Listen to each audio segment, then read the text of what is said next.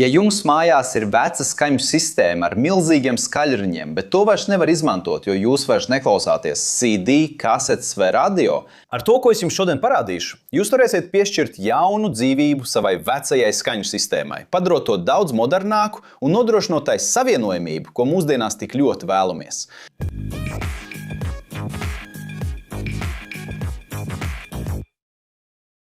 Sveiki, inženierijas entuziasti! Vai jūs kādreiz esat aizdomājušies, cik daudz vecu skaļruņu kastu ir? Varbūt no mini sistēmas, kas vairs nedarbojas, vai no skaņiekārtas, kas tika aizstāta. Tas stāv kaut kur jūsu mājās, krājot putekļus.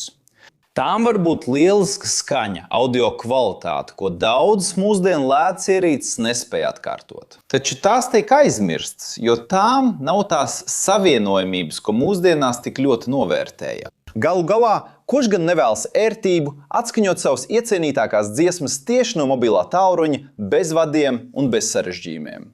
Tā ir izplatīta realitāte daudzās mājās, arī manējā. Attīstoties tehnoloģijām, veids, kā mēs klausāmies mūziku, ir krasi mainījies.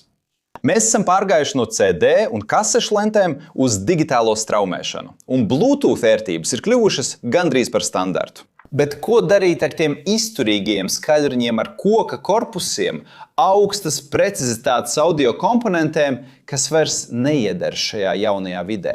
Dažiem, tāpat kā man, būtu žēl tos izmest, vai ne? Un tieši šeit nāk talkā tehnoloģiskās pārstrādes ideja, jeb kā mums patīk to saukt, gudra atkārtot izmantošana. Tā vietā, lai veicinātu elektronisko atkritumu rašanos. Un tērēt naudu pērkot jaunas Bluetooth skaļruņu kastes, kuras iespējams nesniegs tādu pašu skaņas kvalitāti, kāpēc gan nedot iespēju savām vecajām iekārtām. Labā ziņa ir tāda, ka tas ne tikai ir iespējams, bet arī pārsteidzoši vienkārši un pieejami, ļaujot jums baudīt augstas kvalitātes skaņu ar visām mūsdienu ērtībām. Bet kā tieši mēs varam likt šai maģijai notikt? Atslēga šai pārvērtībai slēpjas mazā, bet jaudīgā elektroniskā komponentē – Bluetooth modulī ar iebūvētu pastiprinātāju. Agrāk skaņas jauda, kas tika piegādāts skaļruņiem, bija pilnībā analogā un izmantoja transformatorus, barošanas avotus, lampas un dažādas lielas ierīces, kas aizņēma daudz vietas skaļruņu korpusā. Taču mūsdienās tehnoloģijas ir attīstījušās, un lielākā daļa šo ierīču tagad var ietilpt jūsu plaukstā. Iedomājieties kompaktu ierīci, kas spēj saņemt signālu no mobilā tālruņa, izmantojot Bluetooth, un vienlaikus pastiprināt šo signālu, lai jūsu skaļruņi são antigas possam reproduzi-los com toda a sua potência e clareza. Kā piešķirt modernu prātu un jaunu sirdi klasiskam ķermenim? Tirgu ir pieejams dažādas iespējas šī uzdevuma veikšanai, un viena no tām izceļas ar savu praktiskumu un iespējām. Tas ir šis mazais aparāts – Bluetooth 5.0 uztvērēja moduls ar Cinelink zīmolu pastiprinātāju. Tas ir šī ierīce, kas parādīsies jūsu ekrānā šeit apakšā, un jums tikai jāuzklučina uz produktu, kas parādīsies, lai jūs varētu to iegādāties. Iegādājieties tādu pašu, nevis citu. Šis video nav sponsorēts. Es tiešām nopirku šo moduli internetā. Un nopietni, es to lietoju visu laiku. Un kā saka baroni, nopirku, ir rokā un ejam testēt šo lietu. Starp citu, šis moduls ir lielisks sākuma punkts tiem, kas meklē risinājumu, kā dot jaunu dzīvību vecām skaņām.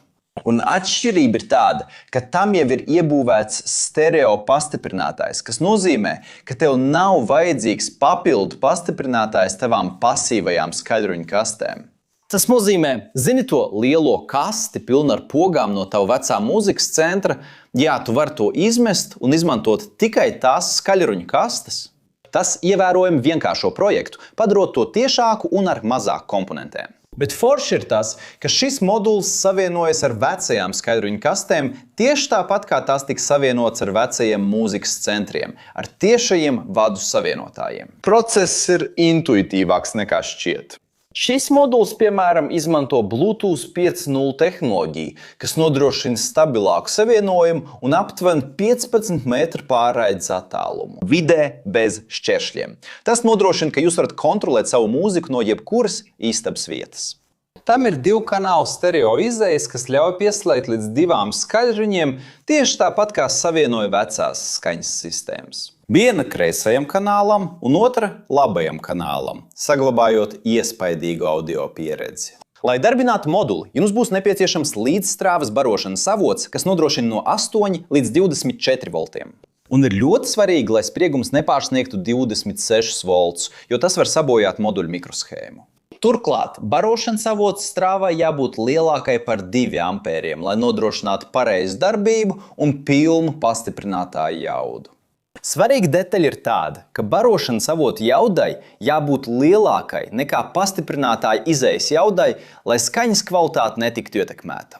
Piemēram, ja jūs izmantojat 24 voltu barošanas avotu, kas nodrošina 2 ampērus, moduls var nodrošināt līdz 50 vatiem uz katru kanālu, skaļruņiem ar 4 ohmu pretestību. Bet, ja jūs izmantosiet 12 voltu barošanas avotu ar 2 ampēriem, moduls joprojām darbosies, taču saprotiet, ka tas nesniegs maksimālo izejas jaudu skaļruņos.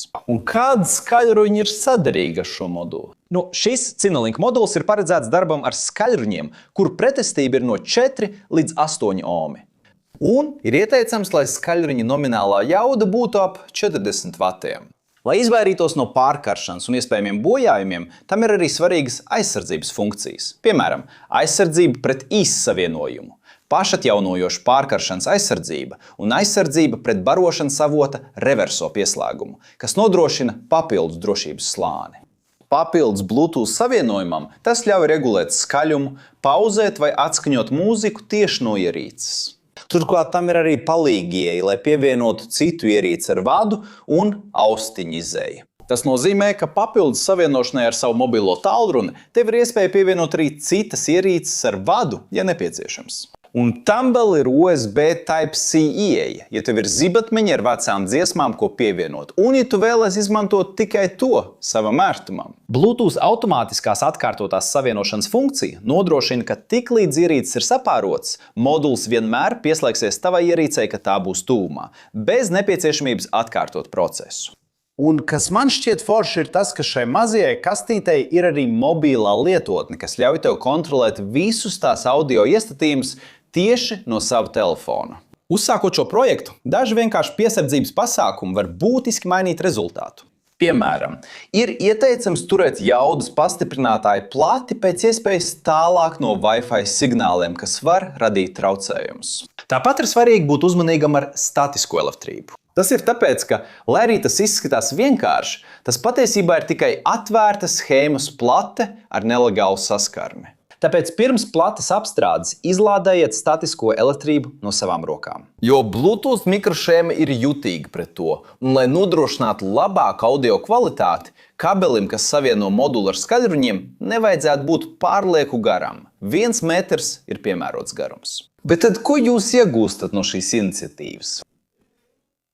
Ietaupījums. Tā vietā, lai ieguldītu jaunā Bluetooth skaņas sistēmā, jūs izmantojat to, kas jums jau ir, iztērējot tikai nelielu daļu no summas par tādu moduli kā Cinelink.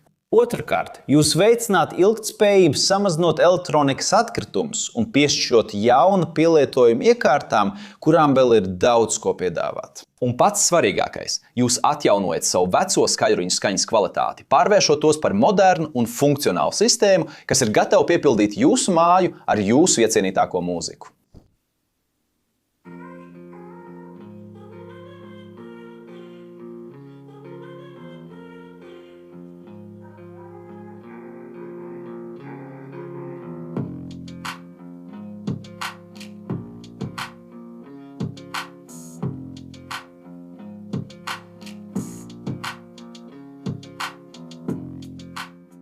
Tiešām, ir pārsteidzoši, kā tik neliela detaļa var radīt tik lielu atšķirību, apvienojot divu pasauļu labāko – pagātnes kvalitāti ar mūsdienu ērtībām.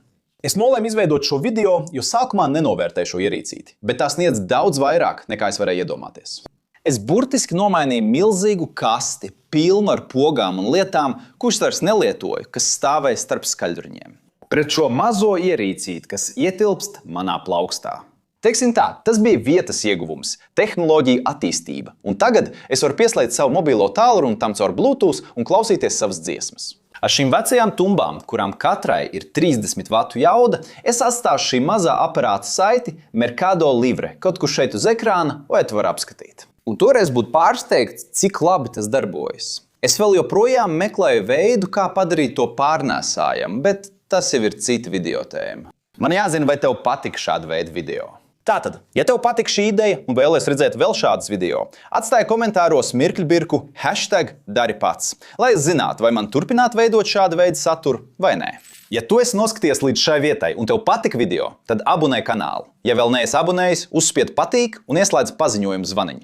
Un, ja tev šķiet, ka mūsu saturs ir interesants, apsver iespēju kļūt par biedru, lai palīdzētu mums turpināt veidot saturu šajā platformā un tikt pieminēts mūsu videoklipos.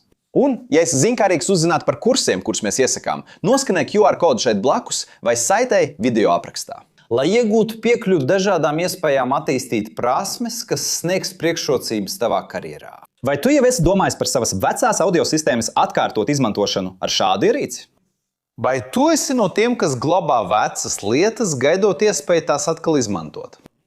Atstāj savas idejas komentāros, varbūt mēs mēģināsim izveidot kādu atkārtotas izmantošanas risinājumu. Šeit blakus ir divas interesantas video iespējas, kuras tev noteikti jānoskatās, lai paplašinātu savas zināšanas un apmierinātu savu zinkāri. Un, ja vēlies mūs atbalstīt, atstāj savu patīk, abonē kanālu, ieslēdz zvaniņu un apsver iespēju kļūt par kanālu biedru. Tā nu ir inženierijas cienītāji. Liels sveiciens un tiekamies nākamajā video!